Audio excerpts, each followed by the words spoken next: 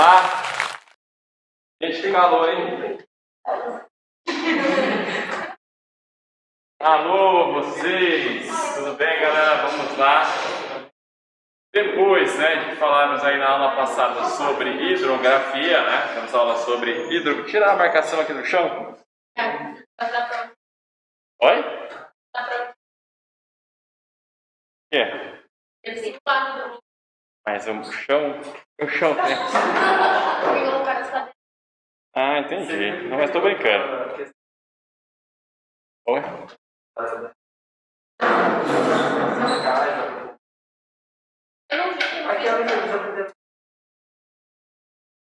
Ah, ficou ruim na impressão aquela questão?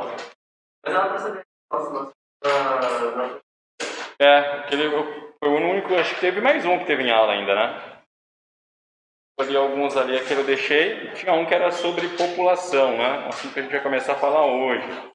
Mas era mais sobre PEA, que a gente chama de população economicamente ativa. Então a gente vai começar hoje a demografia, Finalmente a gente sai daquela parte ambiental, e vai entrar na parte aí da geografia humana, da geografia.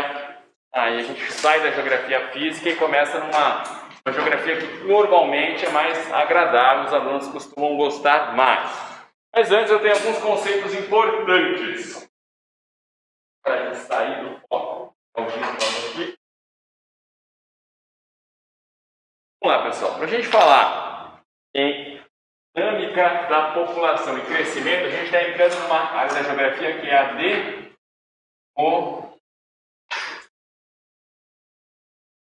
demografia. Demografia nada mais é do que o estudo das populações. E aí, dentro da demografia, conceitos são muito importantes, Alguns conceitos são primordiais para o quê? Para se compreender aí as populações. É um lado da geografia que eu acho muito interessante, eu gosto muito. Os dois primeiros e importantes conceitos, População absoluta, ou seja, o que é a população absoluta?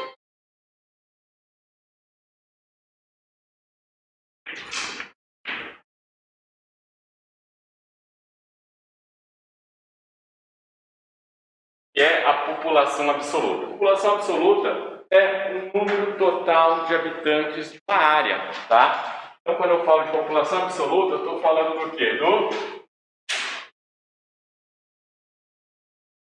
número total de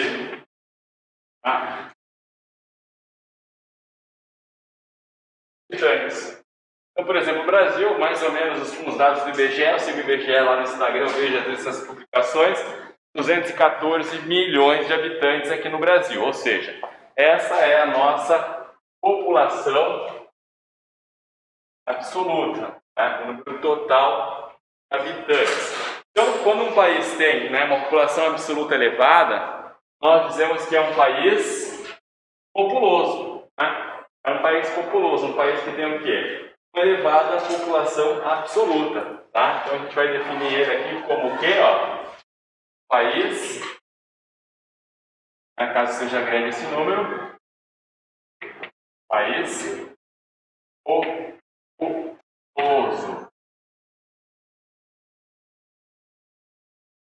Mas eu tenho também o quê? A população relativa, pessoal.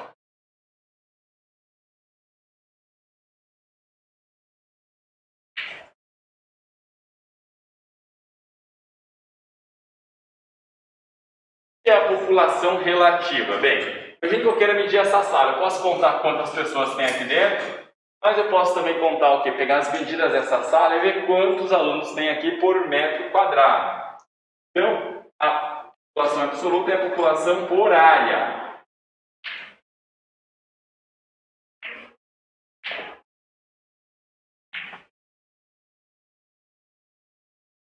Normalmente eu defino isso como, habitantes, por quilômetro quadrado, Quando um país tem, né, uma densidade demográfica, né, que é o nome disso aqui, o que é a população relativa, né? Vou chamar isso daqui de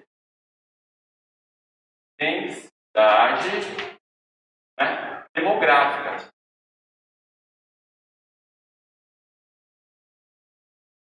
Quando é elevado, eu falo que o país é país povoado.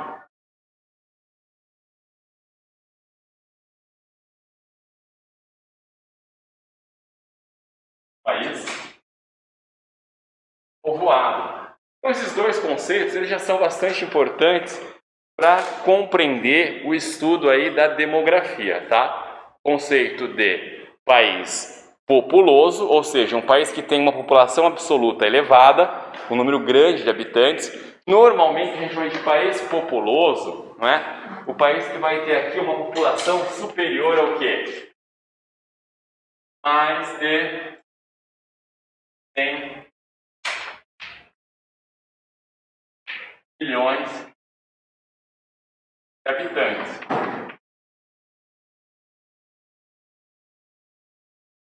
Tá? É um país considerado aí um país populoso, tá? Um país que tem uma grande população, tá? Quais são aí os principais países, os países mais populosos, né? Bem, a China é o país mais populoso do mundo. A gente até observa aqui, olha, nós já aprendemos sobre isso aqui, não é? É evidenciado. Como chama esse tipo de representação gráfica aqui? Alguém lembra? Perfeito, né? Anamorfose, que é o quê? É um mapa, mas ele vai conter uma informação quantitativa. Então, por exemplo, neste caso, essa anamorfose é dos países mais populosos, as maiores populações absolutas. Olha a China e a Índia como aparecem grandes, né? Porque ela vai distorcer o mapa para me trazer o quê? Uma informação quantitativa. Dados, né, são representados aqui nesse tipo de cartografia. Pessoal, então a China como primeiro, a Índia, né, também na casa aí com mais de 1 bilhão, a China com 1,3 bilhões, a Índia com 1,2. A gente já vai até discutir um pouquinho a situação de mudanças que vão ocorrer aí nas próximas décadas. Afinal, o crescimento populacional da Índia é maior do que o da China. Por quê? Desde os anos 70, a China tem uma política de controle de natalidade, que é a política do filho único. Ela foi flexibilizada recentemente, permitindo o segundo filho. Porém, tradicionalmente, não é? Aí, até por questões que elas já estavam acostumadas, custo de vida e as mudanças que a China passa, a maior parte dos casais continuam optando por apenas um filho, né? A gente vai até falar um pouquinho mais profundo daqui a pouco. Os Estados Unidos, a terceira maior população do mundo, com 320 e tantos milhões de habitantes. Aí vem a Indonésia com 250 milhões. O Brasil recentemente foi ultrapassado, tá? O Paquistão passou o Brasil. O Brasil não está mais aqui na quinta colocação. O Brasil foi para sexto e o Paquistão, tá, passou o Brasil. Os dados do IBGE têm colocado a população brasileira atual com mais ou menos 214 milhões de habitantes. O Paquistão tem mais ou menos aí uns 220 milhões de habitantes, mas também tem uma taxa de crescimento superior ao Brasil.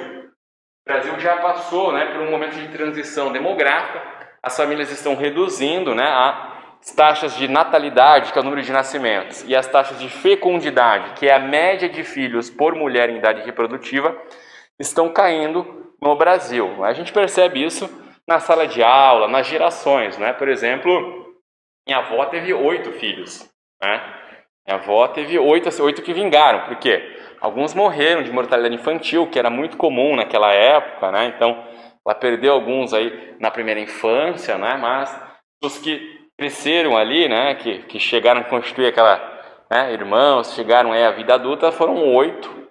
E aí você pega as outras gerações, as minhas tias, acho que minha mãe teve 3, foi a que mais tem. Algumas tias têm 2 filhos, tenho tias com 1, tias sem filhos, né? Então, é essa mudança estrutural da sociedade brasileira que freia um pouco o nosso crescimento. A gente também vai discutir isso na aula. Já a população relativa, quando a gente observa no mundo, né, a densidade demográfica, algumas áreas se destacam, como por exemplo, aqui, a história da Índia, toda a parte do leste da China, onde se concentra a maior parte da população, né? O próprio continente europeu, que não tem uma população tão elevada, a Europa tem ao todo 750 milhões de habitantes, mas é um território pequeno, então dá uma grande densidade demográfica, né? Essa região aqui da África do Golfo da Guiné, onde a população cresce muito, né? Nigéria, de Lagos, né? Cidades importantes aqui, bastante, né? A Indonésia, que a gente viu aí como a quarta maior população do mundo. A Indonésia tem a maior população muçulmana do mundo, é o país com população de maioria muçulmana mais populoso de todos. No Brasil, a gente repara o que, olhando aqui a América do Sul, o Brasil de uma maneira específica, né? Maior concentração demográfica próxima ao litoral, tá? 80% da população brasileira vive até 200 km da costa, e alguns vazios demográficos explicados por questões naturais, né? Que é a floresta amazônica, se a gente olhar em outras regiões, ou áreas muito frias, né? A Groenlândia, aqui ó, a Sibéria, não é? Toda essa parte aqui da Austrália, aqui o grande deserto de Vitória, né? Que parece só uma concentração populacional aqui, o deserto do Saara, o deserto do Kalahari, deserto do Atacama, deserto da Patagônia, não é? O Alasca, o norte do Canadá. Então, a densidade demográfica ela tem a ver também com questões naturais. Algumas áreas de floresta equatorial ou de desertos, né? São áreas aí de vazios demográficos. E no mundo, essa também é uma premissa. A maior parte da população vive, não é? Próximo aos litorais, né? Isso é uma questão aí também que a gente repara que tem essa maior força. Mas quais são os países, né, que vão ali ter maiores populações ou maiores densidades demográficas? O ponto que a gente percebe muito é que esse globo está representando aqui esse planisfério, né? Ele faz aquela divisão do mundo do norte e do mundo do sul. Mas atenção, essa divisão norte-sul, ela não é uma divisão geográfica, é uma divisão geopolítica. Ela não respeita, por exemplo, a linha do Equador, que é o que de fato divide a Terra em norte e sul, não é? Essa linha verde aqui, por exemplo, ó, Austrália e Nova Zelândia estão no hemisfério sul, mas são agrupados como os países do norte. E nessa definição eu estou levando em conta o quê? O grau de desenvolvimento. Então, por que eu estou trazendo isso para a aula? Porque há uma diferença no crescimento populacional hoje dos países mais pobres, dos países mais subdesenvolvidos e dos países mais desenvolvidos, né? Enquanto, olha, a gente tem aqui uma projeção, ó, países ricos mais desenvolvidos, né? A população aqui, ó, tem uma menor parcela da população. E aqui fazendo uma estimativa, a gente está aqui no ano de 2020, né? Esta população próxima aqui a chegar a 8 bilhões de habitantes, né? A Terra tem aí 7 bilhões de habitantes, caminhando para 8. Aqui muito próximo, mas reparem, a maior parte nos países menos desenvolvidos, né? Você tem aqueles países que são exatamente mais pobres ainda, as piores situações, que é o muito menos desenvolvidos, e aqui países ricos mais desenvolvidos que têm a menor parcela da população. Até porque eles já fizeram o que a gente chama de transição demográfica, tá? O que é isso? Vamos olhar essa tabela que ela dá para analisar melhor esse crescimento desigual. Então, o que eu tenho aqui, ó? Total da população mundial, né? São dados de 2013, ó, 7, mais de 7, pouco mais aqui, ó, 7,162 bilhões de habitantes, tá? É o seguinte, ó, a população das regiões mais desenvolvidas varia o quê? A 1,2 bilhões de habitantes. Tem incluído nesse 1,2 bilhões de habitantes população da América do Norte, população da Europa, população da Oceania, tá? Aqui são os países, então, América do Norte, Europa, Oceania, basicamente, vai somar esse 1,2 bilhões de habitantes. Tem uma taxa de crescimento de 0,3, né? Quanto a taxa de crescimento do mundo, ó, tá?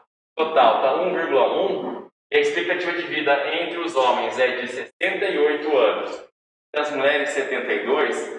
Esse é um outro ponto que nós vamos reparar em todo o gráfico, em toda análise de população. As mulheres vivem mais do que os homens, tá? Isso é um dado mundial. Tem várias explicações. Primeiro que as mulheres se cuidam mais, né?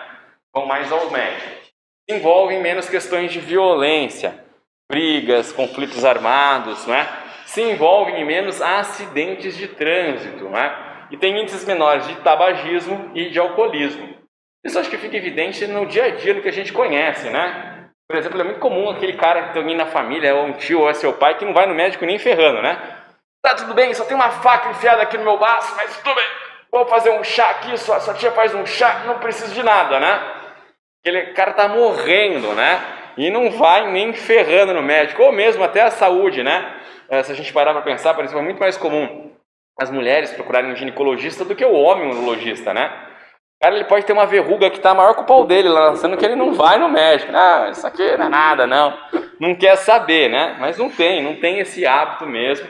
Então isso vai refletir aqui, ó, em todos os casos. A expectativa de vida feminina maior que a masculina. Nos países bem desenvolvidos, ó, 74 para os homens e 81 para as mulheres. Aqui nos países menos desenvolvidos, o mundo subdesenvolvido aqui, ó, 5,9 bilhões. A maior parte da população está nos países menos desenvolvidos, com uma taxa de crescimento de 1,3, né? E a expectativa de vida, ó, 67 para os homens e 70 para as mulheres. E aqui eu tenho os países minimamente desenvolvidos, são aqueles em pior situação, os piores IDHs, tá? Aqui é onde realmente há problemas estruturais muito sérios. Eu estou falando de alguns países da África subsaariana, do Haiti aqui na América, né? De alguns países do Sudeste Asiático, onde a situação é mais grave, né? Eu tenho aqui uma população de 890 milhões de habitantes. E olha só, a taxa de crescimento é a maior de todas, 4,3, né? 59 anos apenas de expectativa de vida para os homens e 62 para as mulheres. E aqui, pessoal, esses dados aqui são o quê? A gente chama de taxa de fecundidade. O que é a taxa de fecundidade? É a média de filhos por mulher, tá? Por exemplo, no Brasil, na década de 60, aí essa taxa era de 6 filhos por mulher. Nos anos 60, a média das brasileiras era ter 6 filhos. Nos anos 80 caiu para 4, 3 no início dos anos 2000, agora está caminhando para 1,5.